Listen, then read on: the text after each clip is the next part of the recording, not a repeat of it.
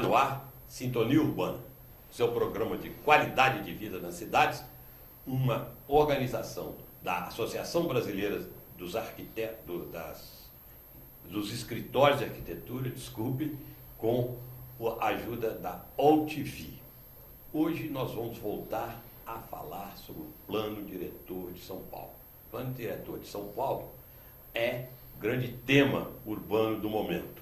Aí ele vai ser reformulado, já a proposta já está nas mãos da Câmara dos Vereadores, pretende mudar a cidade e por isso mesmo vale o debate. A ASBEA, inclusive, está organizando um seminário no dia 26 de novembro, será no Maxud Plaza, para debater esse tema o dia inteiro, inclusive com participação de vereadores, do secretário de Planejamento de Desenvolvimento Urbano de São Paulo e outras autoridades, vereadores.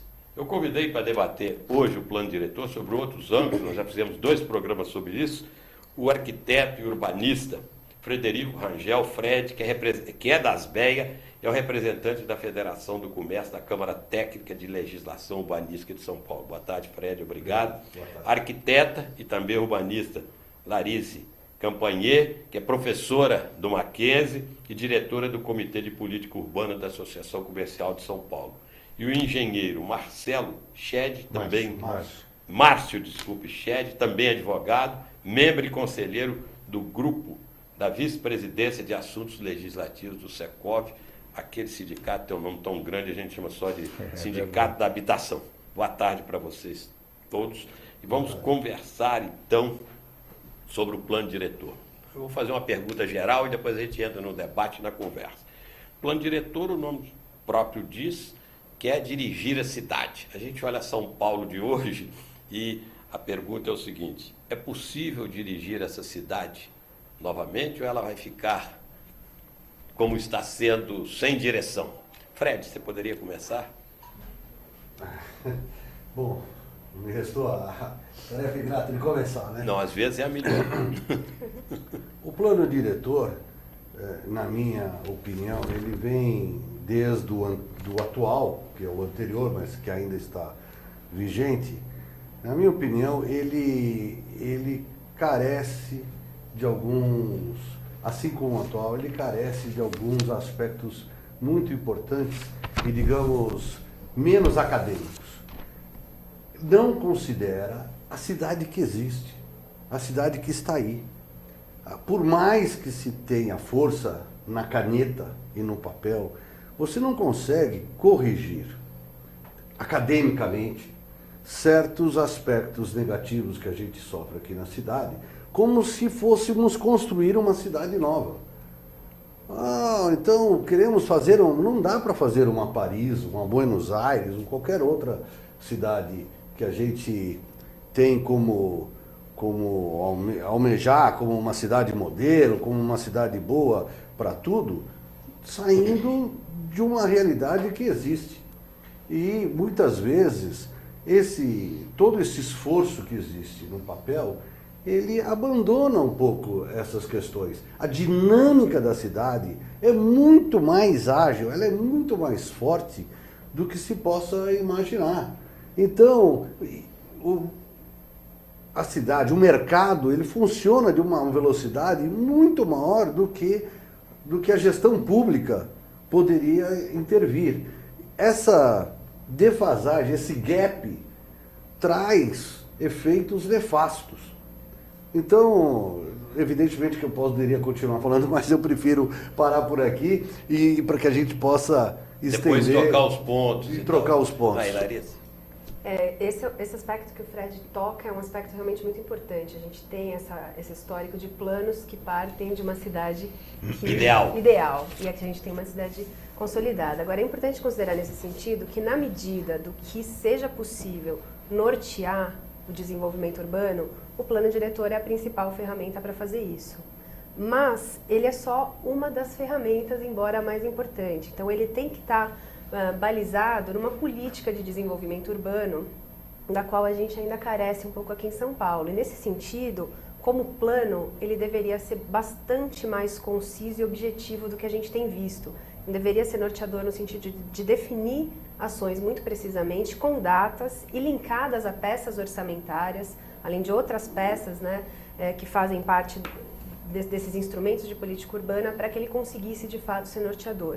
Isso nos deixa um pouco de dúvida. A gente tem discutido muito na associação comercial, e uma das principais questões que a gente toca é isso. O plano deveria sim ser capaz de ser um pouco mais norteador. Para isso precisaria ser um pouco mais conciso, um pouco mais objetivo e bastante ligado às peças orçamentárias que dizem respeito a como fazer aquilo que o plano pretende.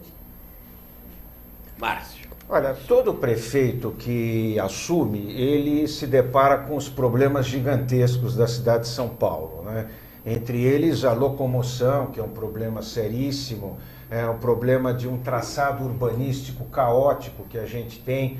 E esse prefeito assumiu, agora nós estamos na época de um novo plano diretor, e ele está tentando implementar aí algumas ideias, mas são apostas. Porque, como foi bem explicado antes, a cidade real é bem diferente da cidade planejada.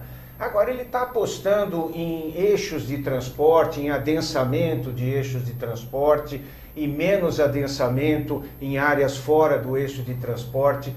Isso é uma aposta, a gente não sabe se vai vingar, apesar do incentivo que ele está dando nos eixos para os construtores e incorporadores. Ele está tentando fazer alguma coisa, mas realmente o tamanho da cidade real, né, e a operacionalização da cidade real é um pouco diferente do que ele o que se coloca no papel, né, nos planos. Agora, vou pegar a resposta da Larissa para fazer uma segunda pergunta, porque começa inclusive com você, Larissa, porque exatamente isso é que preocupa. Quer dizer, você diz que tem que ser um plano condutor e outras depois sequências. Só que a cidade está parando. Quer dizer, a cidade tem pressa. Não é isso? Senão, esperar um plano, digamos, diretor no sentido, depois esperar as outras coisas, como? É justamente por isso que o próprio plano já tem que ser muito objetivo e muito propositivo, né? Inclusive tem que ser bastante auto-aplicável, ele é só uma das peças, a partir dele vem várias outras leis, como por exemplo, o plano pode prever, nesse caso não é exatamente assim, mas nosso plano atual prevê operações urbanas. Então são áreas prioritárias para desenvolvimento da cidade, onde se propõe uma parceria público-privada, e a gente tem visto resultados interessantes no sentido pelo menos de novos investimentos para essas áreas de operações urbanas, só que elas estão previstas no plano e precisam regulamentação. Assim como elas, vários outros instrumentos que estão propostos no plano como possíveis precisam ser regulamentados. A tentativa de tentar que o plano seja o mais auto-aplicável possível é uma tentativa que, como proposta, está esboçada nesse plano, nessa proposta de revisão, mas acho que ainda pode ser bastante mais arrojada, no sentido de que o plano já seja muito propositivo e objetivo. Você quer completar, Fred? Eu ia fazer um comentário, mais ou menos na linha do que o Márcio falou, e do que você mesmo perguntou agora para a Larissa. Eu ceticamente e lamentavelmente um pouco pessimista, eu acho que São Paulo vem passando por uma UTI sem fim. Nós temos, há um tempo atrás, a questão da mobilidade não estava tão flagrante quanto está hoje. Hoje a questão da mobilidade passou a ser o pior item na sequência, né? Ele está prioritariamente o pior. Passou da questão da segurança. Ora, como se resolve um problema de mobilidade assim? Precisamos ter metrô.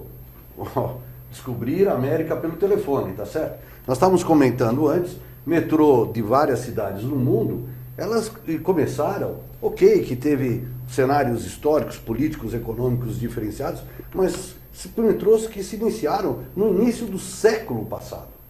Século passado. Hoje, se nós formos fazer um paralelo, por exemplo, com a Cidade do México, a Cidade do México começou a implantar um metrô de uma forma mais ágil, junto com São Paulo, e hoje a Cidade do México tem praticamente 250 quilômetros de rede de metrô. Não estou falando de CPTM, não estou falando, porque aqui o governo fala que nós estamos com 200 e poucos quilômetros, porém isso é anexando o metrô com CPTM e tal. São Paulo, nós estamos com 72. Quer dizer, óbvio. O metrô, além de ser um dos quilômetros mais caros do mundo. Ok, mas aí é outra questão, problema de gestão, de gerenciamento, etc. Mas como o metrô não se faz assim de uma hora para outra? Bom, então vamos fazer um paliativo, vamos implantar um paliativo e colocar as faixas de ônibus para resolver a questão da mobilidade. É fácil, uma lata de tinta branca pinta-se o asfalto. Porém, o cerne da questão não é esse. O cerne da questão é que o sujeito trabalha aqui e mora lá. Ele não tem emprego lá. E se ele quiser morar aqui, é proibitivo ele morar aqui. Por quê? Por que é proibitivo ele morar aqui? Por causa, basicamente, do custo da terra. Então, nós estamos falando, porque metro quadrado de construção custa aqui, é a mesma coisa que custa aqui. O custo da terra é que varia. Porém, tem essa tal leizinha da oferta e da procura, que nós, no mundo capitalista, temos, parece que é uma regrinha que tem que ser cumprida. Se esquece que quanto mais você poda, quanto mais você restringe o custo da terra, quanto mais você restringe o potencial construtivo, obviamente a demanda não para, a lei da oferta e da procura faz com que isso fique mais caro. Então, é cada vez mais caro para esse sujeito que mora lá, que trabalha aqui, morar aqui. E me parece que isso seria mais fácil de resolver esse problema, óbvio, não se resolve, não existe uma solução mágica, do que levar, aqui é a tentativa de se levar o emprego daqui para lá. Então, esse eu acho que é um grande impasse que a gente vive hoje. Por mais que se queira incentivar, por exemplo, fonte de emprego na Zona Leste. Na Zona Leste, no Jacupêssego, etc. Não existe. Então, houve agora um certo desenvolvimento, uma certa valorização da terra de novo por causa do Itaquerão. Um problema fundiário terrível lá, porque não existe, porque São Paulo infelizmente é muito irregular. São Paulo tem um alto índice de irregularidade construtiva e fundiária. Então lá tem os dois problemas, tem a irregularidade construtiva e a irregularidade fundiária.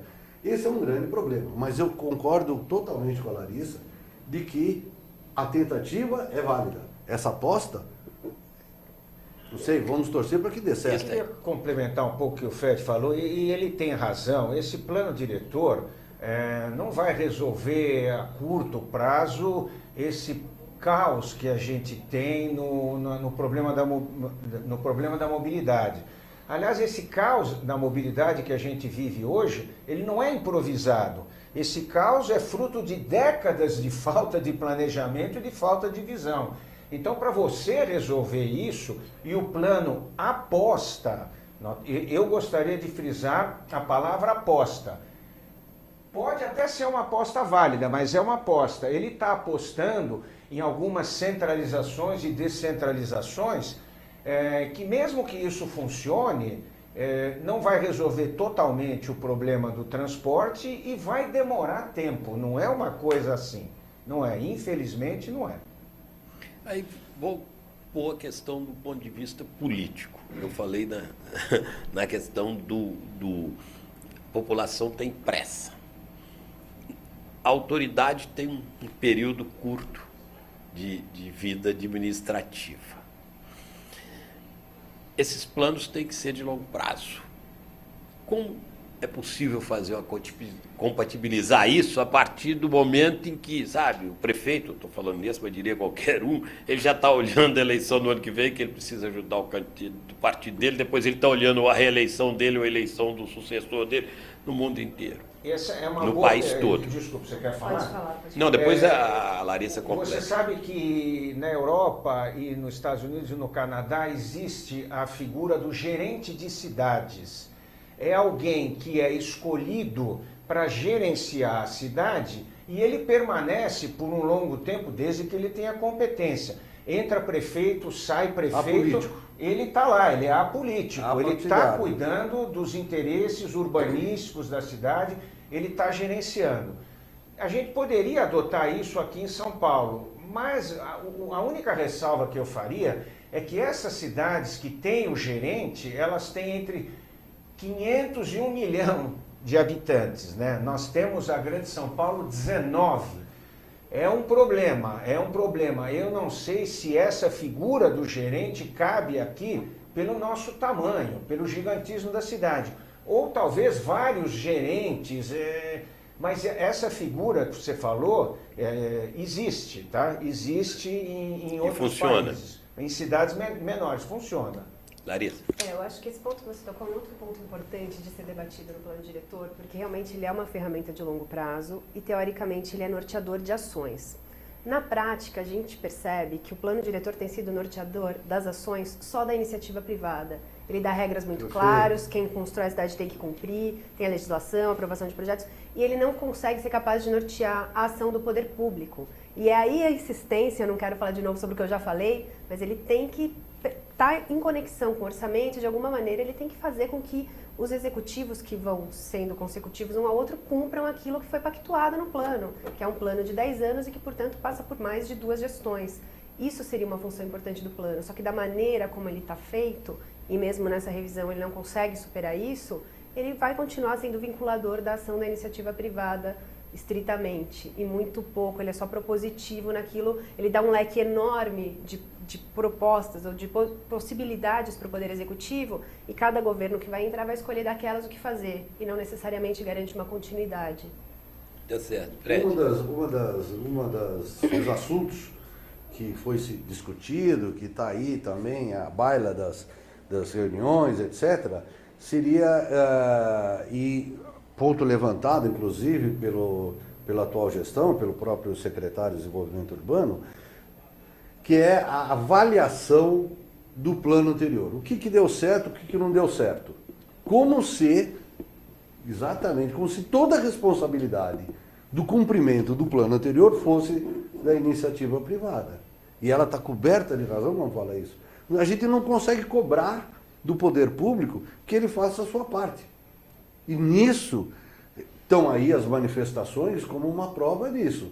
Quer dizer, onde que o poder público está sendo eficiente? Ah, não, avalia-se a iniciativa privada. Deu certo ali, fizeram ali, adensaram demais ali, etc, etc. Mas o do poder público, nada. Outra coisa que eu gostaria de lembrar também é o seguinte. Nesse desenho do atual plano, nós estamos falando, e até exatamente o termo, são os eixos estruturadores. Nós temos uma cidade de estrutura caótica, é verdade, mas basicamente radial.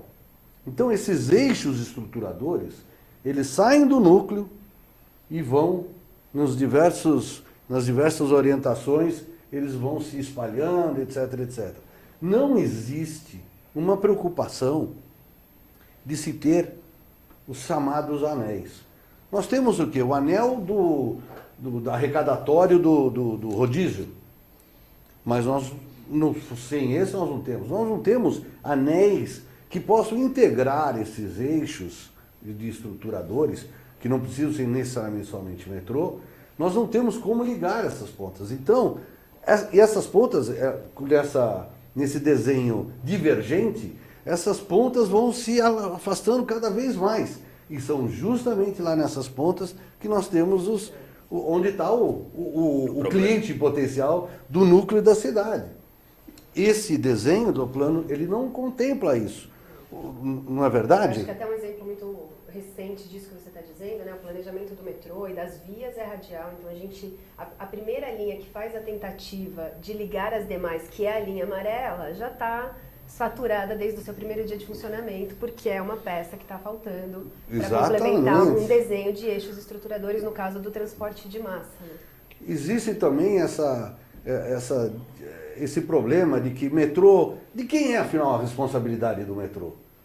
É do governo estadual? Ah, não, é parte do governo estadual, parte da prefeitura, mas aí, agora pensa-se numa PPP, né, no caso agora aí recente. Quer dizer, quem é o pai da história? Cadê o cacique? Então, isso eu também acho que é um vício da gestão pública, né? E lembrando que o Márcio citou, nós temos um problema de gerenciamento metropolitano. Essa é a questão principal, quer dizer, você está pensando São Paulo, a cidade de São Paulo, isso é que eu queria pôr, quando o fato é a grande São Paulo, né? Que a vida não é em São Paulo. As pessoas vão e voltam em volta de São Paulo, ou seja, um plano diretor desse, que é de São Paulo, por melhor que seja, ele não vai ser invadido pelos outros lugares que não têm o mesmo plano diretor ou não tem plano diretor? Márcio, você que tocou na história. Eu acho que sim, porque muita gente mora em São Bernardo, em Diadema, mas vem trabalhar aqui em São Paulo. E você vê que essas estradas pela manhã e no final da tarde são verdadeiras avenidas, tem congestionamento e tal. Então, na verdade, a gente está fazendo um plano que além de contemplar e receber os paulistanos, ele vai acabar recebendo centenas de milhares de gente que vem todo dia para São Paulo e volta para suas casas. Isso é verdade, isso que você falou, não tem dúvida.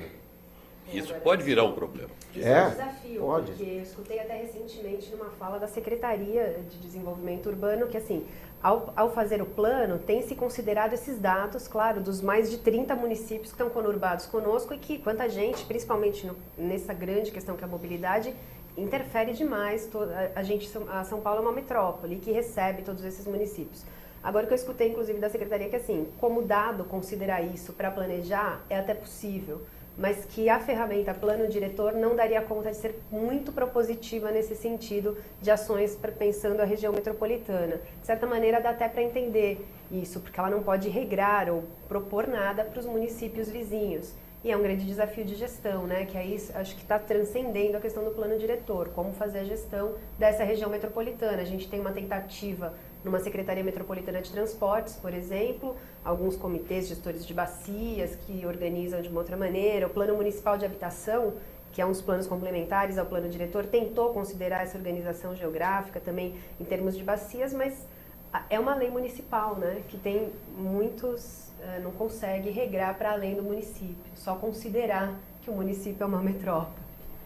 Pois é, talvez fosse o caso até de a gente aqui num brainstorming aqui nosso, da gente sugerir que houvesse um governo totalmente independente metropolitano, tá certo? Então vamos, porque essa intersecção de gestões, ainda mais com partidos, ainda quando partidos diferentes, traz efeitos nefastos, tá certo?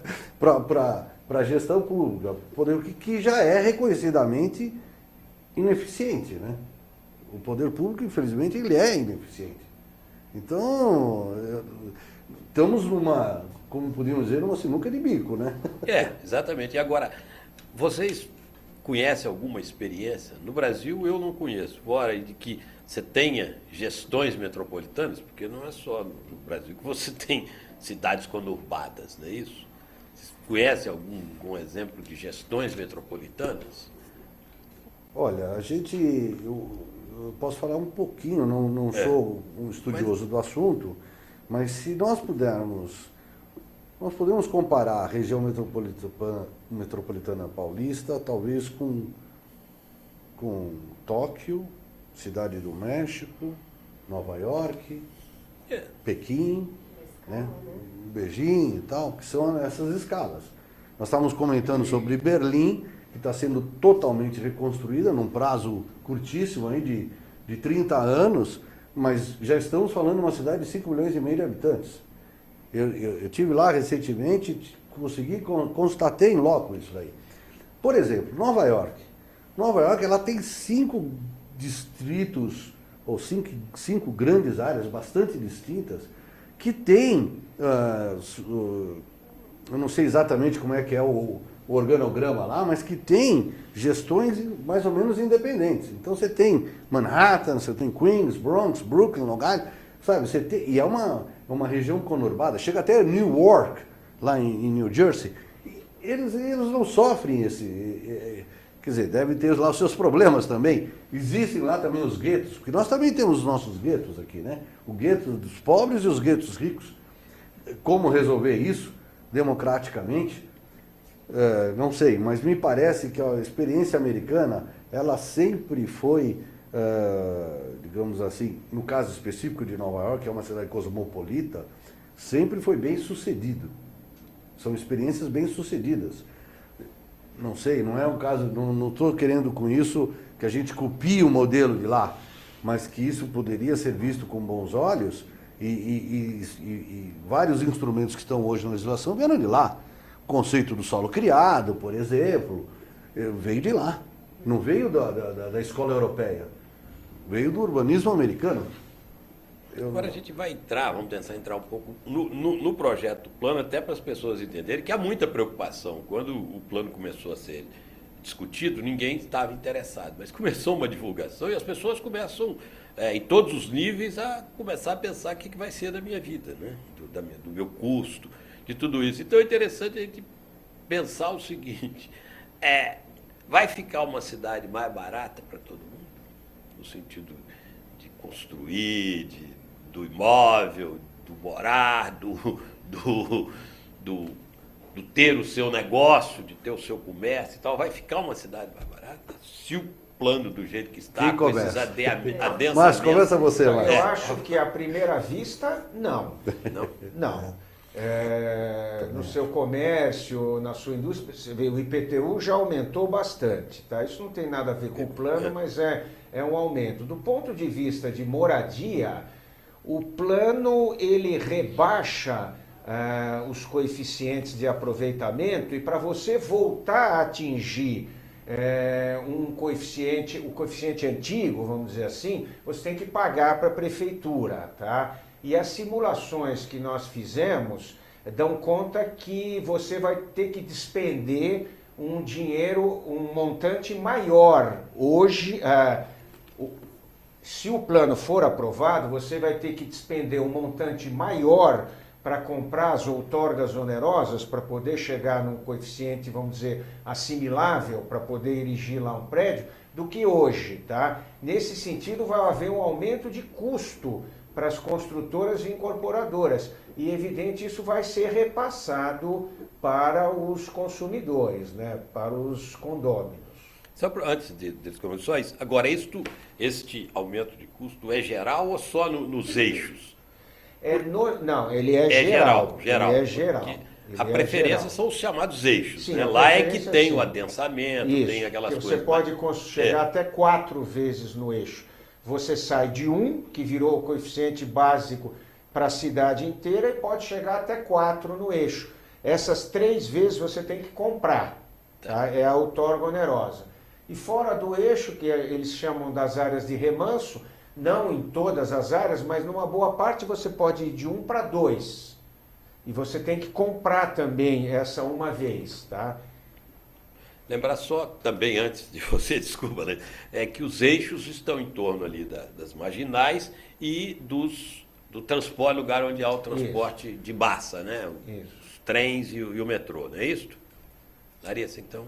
do ponto de vista de outras atividades econômicas que você... na cidade, atividade comercial, de serviços, pequeno comércio, pequeno serviço, a gente não chegou a fazer um estudo sobre valores, se isso encareceria ou não, mas o que pelo menos conceitualmente o plano propõe é incentivar centralidades na cidade, ou seja, proporcionar mais áreas onde essas atividades podem se instalar, em princípio ao longo dos eixos de transporte de massa, mas também com alguns projetos como os projetos que têm incentivado atividades na Zona Leste. Então, assim, como discurso e que a gente não, como proposta conceitual do plano, e que a gente tem uma dúvida que o Márcio já citou no começo, do quanto isso de fato é implementável e a um curto ou médio prazo, e tem uma questão que é assim, ao se propor que a cidade se adense, se estruture ao longo dos eixos de transporte de massa, isso só vai funcionar quando esses eixos forem um sistema. Eles todos têm que estar funcionando para que você tenha de fato uma opção de deixar o automóvel e pegar o ônibus e poder trocar de um para o outro e andar pela cidade toda. E isso é um projeto de bastante longo prazo, acho que o plano está falando em 2025 e depende de uma continuidade de implementação. Então, nesse sentido, a proposta pode ser um pouco frágil, que a gente precisa entender se vai começar a ser implementada, porque por enquanto ainda está sendo discutida, e se vai ter continuidade.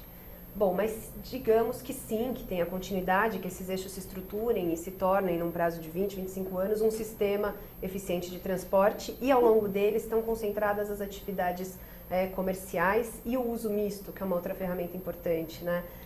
Então, a oferta de locais na cidade onde as atividades possam se instalar de maneira adequada e junto da sua demanda será bem maior, o que eu acho que é conveniente para todos, né? Tanto para quem vai usar esse comércio, esse serviço, como para os comerciantes. Agora tem essa fragilidade no sentido de se vai se implementar ou não. E aqui eu acho importante também destacar uma outra coisa, que é a proposta desse plano de retomar mais fortemente o uso misto, né? O que é o uso misto? Os edifícios na cidade onde você possa ter comércio, serviços no seu térreo, nos seus primeiros pavimentos e habitação na parte de cima.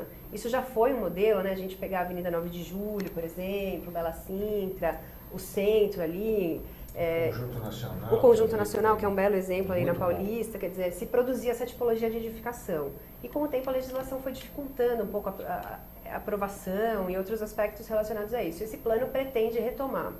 Ainda não diz como, mas como intenção valoriza o uso misto e pretende que ele seja incentivado na cidade, o que eu vejo que para as atividades de uma maneira geral se implantarem é bastante benéfico, caso seja de fato implementado. A questão é sempre, caso seja implementado, depois a gente vai exatamente fazer uma rodada sobre isso. Fred, sobre essa questão. Eu acho que a cidade, ela tem continuamente sempre um viés de maior custo. Isso não tem, isso é irrefutável. Para você inverter esse viés de maior custo através de um plano diretor e que essa curva se vire e que venha para baixo, eu acho muito difícil. Eu, particularmente, não acredito. Eu nunca vi, colegas pouco menos jovens também nunca viram preço, tudo depende do preço da terra, o preço da terra cair. Nunca. Mesmo cada vez mais se possibilitando, dando novas aberturas.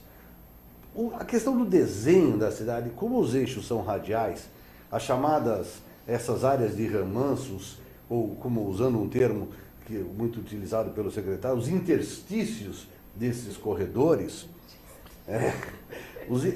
são grandes. Não é todo mundo que quer ou que pode morar a 150 metros do eixo. Porque, veja, as áreas de eixos dos estruturadores, eles são de 150 metros, ou seja, 300 metros, daqui, soma daqui para lá. É pouco, é muito pouco, 300 metros são 3 quarteirões. Fora desses 150 metros, quer dizer, ao lado desses 150 metros, é um outro mundo, que não está sendo contemplado no plano diretor. Está vendo, não, vamos deixar isso para depois. Quer dizer, assim, e essas áreas de remanso são uma porção do território. Então, nessas áreas de remanso, onde se rebaixou o coeficiente para 1, coeficiente básico de aproveitamento para 1, ou eventualmente chegando a 2, arrecadando-se, pagando sua outorga onerosa, há uma série de atividades que precisam de ter um pouco mais. Um terreno de 500 metros quadrados, hoje é comum você ver uma padaria de mais de 500 metros quadrados. Um pequeno supermercado, uma pequena mercearia, isso para não falar de outras coisas, como escolas, hospitais, isso, onde vai estar isso? Bom, o ideal fosse que estivesse nos eixos estruturadores. Acontece que nos eixos estruturadores há um incentivo para habitação, para o uso misto e para habitação, mas o uso misto não vai dar possibilidade para uma série de outras atividades comerciais que vão exigir construções maiores, construções específicas. Essas construções vão estar nas chamadas áreas de remanso. A que custo? Então, eu acho que a cidade vai, para inverter esse viés, eu acho que a cidade vai continuar cada vez mais cara e cada vez mais incômoda. Quer dizer, se a gente tivesse o esquema do sujeito que, pelo menos, pegasse o carro, porque ele está bem afastado, ele está lá no meio de uma areazinha de remanso, ele quer usar o metrô. Então ele vai ter que escolher uma das pontas, né? Pum, eu vou até lá, vou com o meu carro, deixo lá, eu precisaria ter esse lugar para deixar o carro, de forma segura e tal, pego o metrô e vou trabalhar onde eu precisar ir. Essa seria um desenho interessante. Quer dizer, eu teria que incentivar talvez uma produção desses locais, onde o sujeito pudesse ter ou o seu carro, ou sua bicicleta, ou a sua motocicleta, ou uma integração com um ônibus pequeno, um ônibus de bairro, vamos dizer assim, e que eu pudesse lá, que eu fosse até lá e pegasse o metrô num sistema integrado, como a própria Larissa estava sugerindo. Mas não, o que a gente vê? O que a gente vê no meio dos bairros são os tribus, esses ônibus biotriarticulados, imensos, verdadeiros trens, em ruas estreitas, e que acaba travancando tudo. Isso é comum. Ora, por que não adotemos? Então vamos adotar o ônibus de 2 andares, o famoso ônibus londrino. Eu vou ocupar menos espaço. Nós temos, porque não adianta, temos que acabar com o carro. Bom, então matamos, nós vamos matar o paciente. Vamos curá-lo de uma doença, mas vamos matar pelo outro. Quer dizer, o remédio que está curando aqui vai matar do lado de lá. Não tem como. Eu tenho alguns dados para lhe dar. Se nós fizermos uma conta, esse é um indicador interessante, que tem a ver com o tráfego e com o trânsito. São emplacados 800 carros, mais ou menos, a média varia um pouquinho. 800 carros dia em São Paulo. Não podemos esquecer que o próprio governo federal incentiva a compra do carro, né? Esse é um outro dado que a gente... 800 carros dia em São Paulo. Se a gente traduzir, vamos dar um desconto aí de uns 20%, sei lá quanto, de renovação de frota, carro vai para fora, vamos considerar 600 carros mais ou menos por mês. Pegar a área que esses carros ocupam, o problema vai ser maior de largura, não tanto de comprimento, mas se a gente pegar essa área, e se a gente dividir pela área, a superfície das ruas de São Paulo, considerando uma média de 9 metros, que não é, porque a maior parte das ruas são menores, quer dizer, via carroçável de 9 metros, e a gente pegar, fizer uma conta, é aritmética básica, isso daria por mês 18,6 quilômetros a mais de ruas em São Paulo por mês. Como se São Paulo crescesse homogeneamente. Assim. Mas São Paulo não cresce. Ela tem uma limitação do lado norte, pelos mananciais da Cantareira, etc. E tem uma limitação do sul, pelos mananciais de água. Então São Paulo cresce desses vetores, mais ou menos leste-oeste, tá certo? Mas não é só isso, esses carros também não se espalham. Para onde vão esses carros, que toda hora estão aí? Eles ficam mais ou menos circunscritos no chamado PIB paulistano, os lugares do PIB paulistano. Esses lugares que sofreram mais com o aumento de IPTU, conforme os levantamentos feitos. Isso não tem fim. Isso não tem fim. Se todos os carros saírem às ruas de São Paulo ao mesmo tempo, a última conta que eu fiz, já faz algum tempo, dava 3 andares de carro. Agora, já que a gente está falando de mobilidade, que é o ponto parece central para a população. Eu hoje acredito que mobilidade é o ponto-chave para São Paulo, junto com segurança. Que também essa condição, né, de não estar seguro no espaço, enfim, mas segurança passa mais a reboque aí do plano diretor e da nossa discussão urbana aqui. Então, essa questão da mobilidade, a gente está falando muito que o plano, então, numa das suas poucas propostas físico-territoriais, quer estruturar a cidade ao longo do que está se chamando eixos do transporte de alta e média capacidade, que são os corredores de ônibus. Sobre esses corredores de ônibus, a gente tem que considerar muito 2 aspectos. Primeiro, os corredores de ônibus não são as faixas de ônibus que estão aí desenhadas hoje na cidade, que tem causado um impacto tremendo, não só para as atividades comerciais, mas acho que para todo mundo que circula pela cidade. A gente tem tido até uma certa dúvida quanto a essas demandas, porque temos observado e feito algumas pesquisas e a gente vê que essas faixas muitas vezes são inclusive ociosas, ou em número de veículos, ou na quantidade de pessoas que circulam nesse veículo, enfim. Então, a faixa de ônibus que a gente está vendo agora não é o que está proposto no plano, que é o corredor urbanístico. Bom, mas ainda sobre esse corredor de ônibus, também vai se precisar estar muito atento, porque também não adianta resolver, digamos que ele resolvesse parcialmente o problema da mobilidade, mas não adianta resolver o problema da mobilidade e deteriorar todo o espaço que está lindeiro esse corredor de ônibus. A gente tem experiências bem desastrosas nesse sentido aqui na cidade, né? Avenida Santo Amaro, Avenida Celso Garcia, avenidas que depois que tiveram um corredor de ônibus decaíram muito. Então, é preciso considerar esse aspecto também. É claro, é muitíssimo importante resolver mobilidade. Como disse o Márcio, essa gestão está apostando na questão do transporte de ônibus como um transporte de média capacidade, como uma possibilidade para isso. E ainda que seja uma possibilidade para resolver a mobilidade, não pode causar outros problemas e outros impactos no que diz respeito ao seu entorno aí ao longo da cidade. Isso tem sido uma preocupação grande aí no âmbito da... Márcio.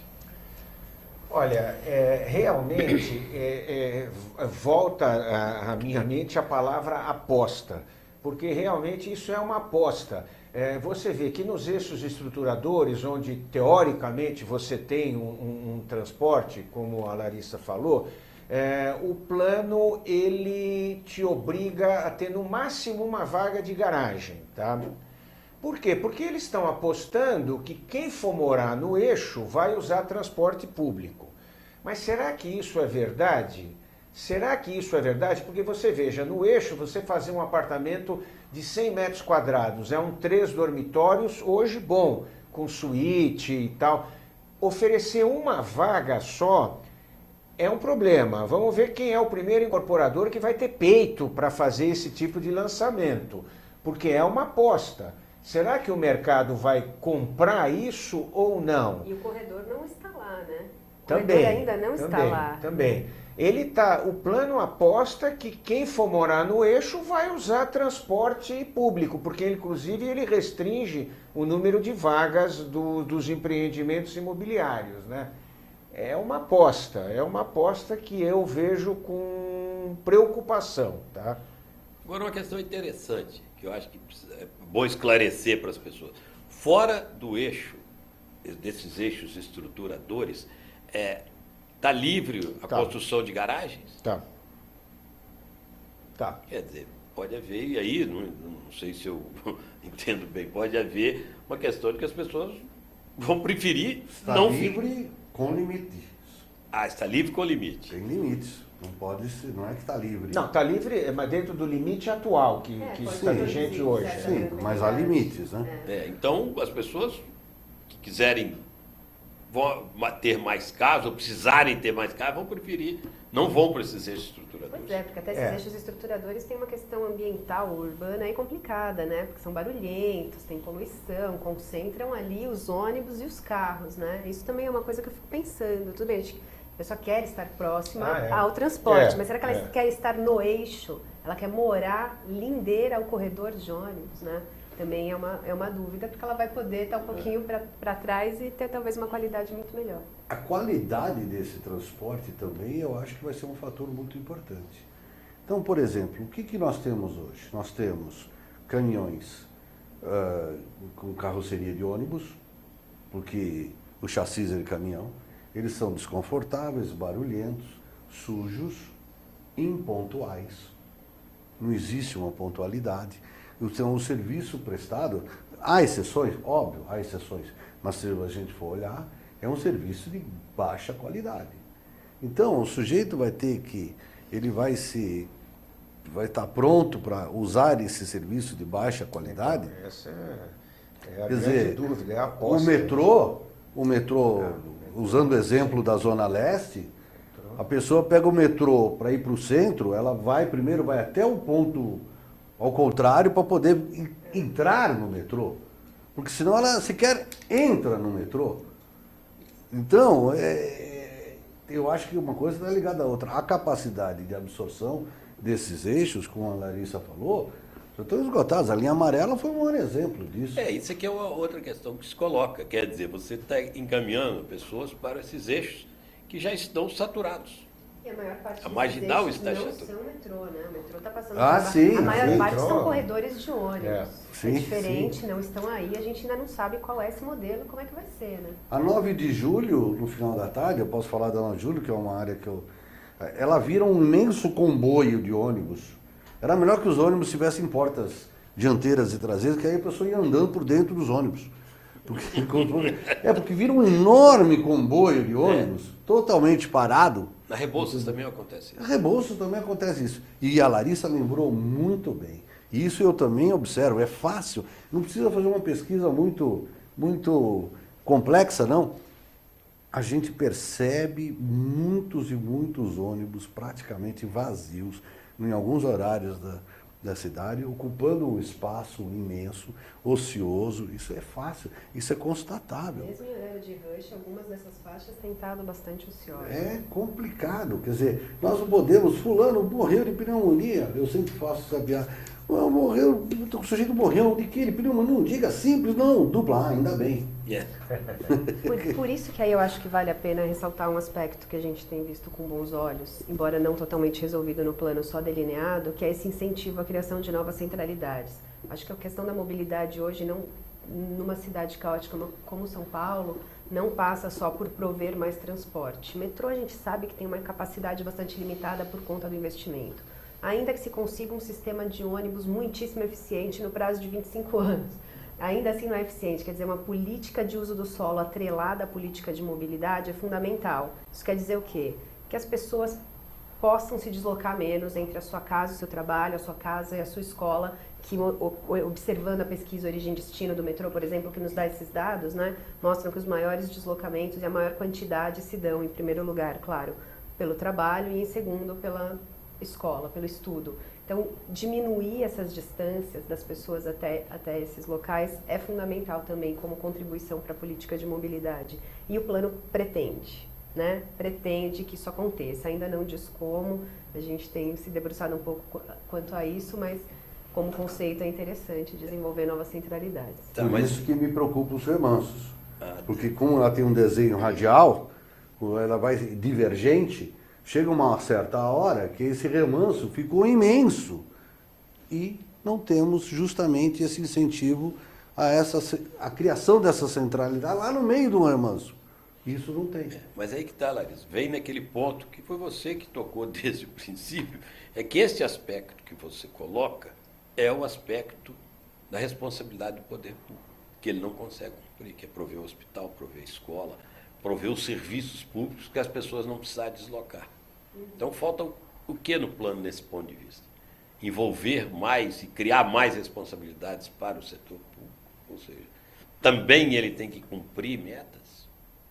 Acho que isso, como eu já disse anteriormente, porque a centralidade depende disso, não é só botar as pessoas lá.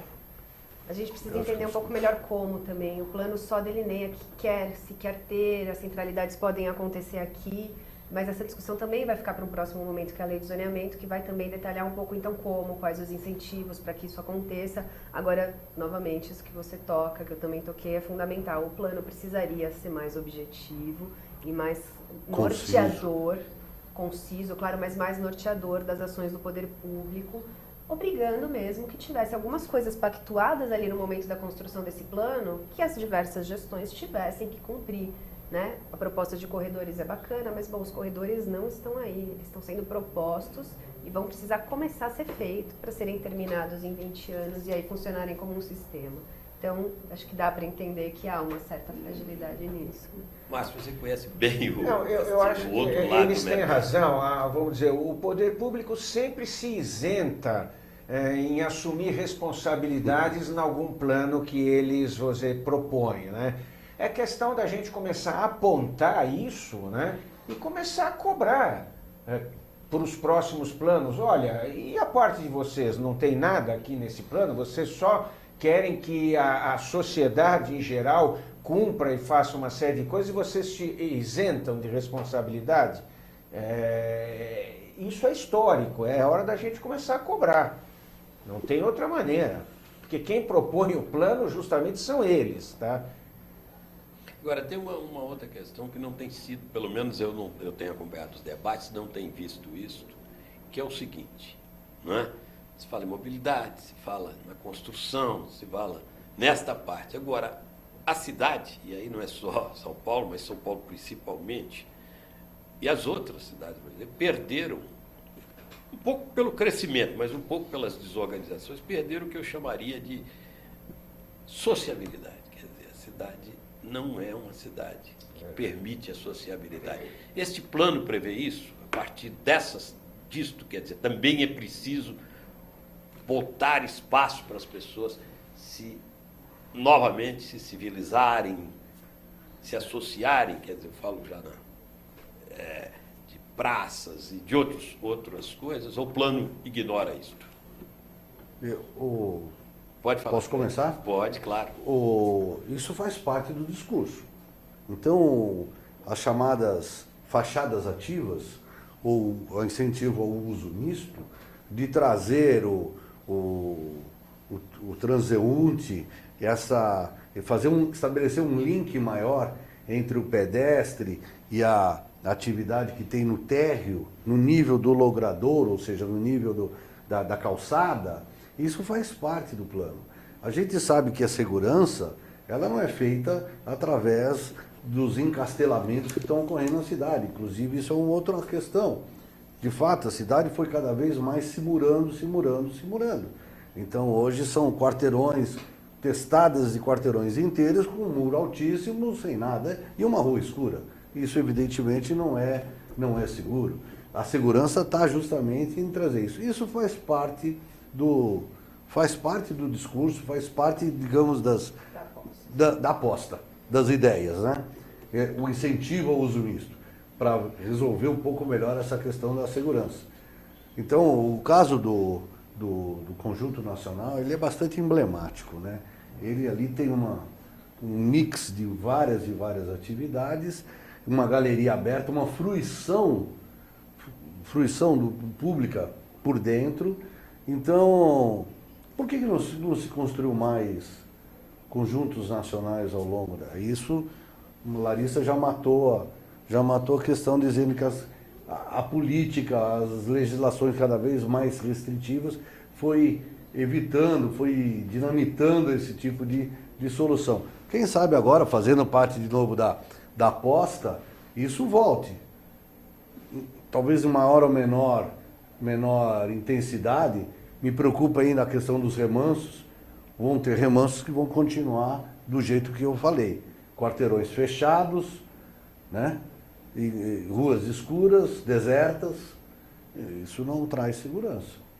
Talvez ao longo dos eixos estruturadores a gente consiga ter um pouco mais disso. Mas e o sujeito que não quiser morar por conta dos parâmetros, usando um termo da legislação, dos parâmetros de incomodidade que vão ter nos eixos?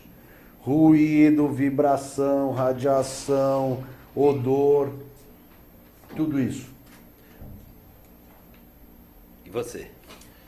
Olha, realmente São Paulo é uma cidade que não propicia as pessoas se encontrarem nas ruas. Isso realmente é um problema, que quando a gente viaja para fora, você fica assim deslumbrado com a facilidade que você tem de cruzar com pessoas na rua, cafés, etc. e tal. Aqui as pessoas, eu tenho a impressão que se encontram sempre está debaixo de um teto.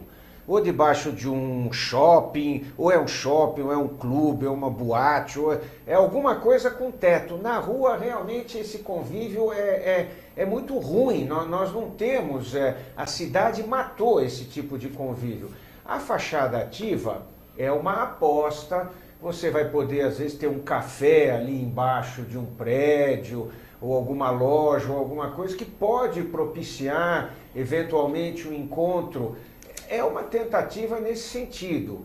Claro, é tímida, mas é uma aposta. Virar uma grande Vila Madalena, São Paulo inteiro virar uma grande Vila Madalena. É muito difícil, né? Muito difícil.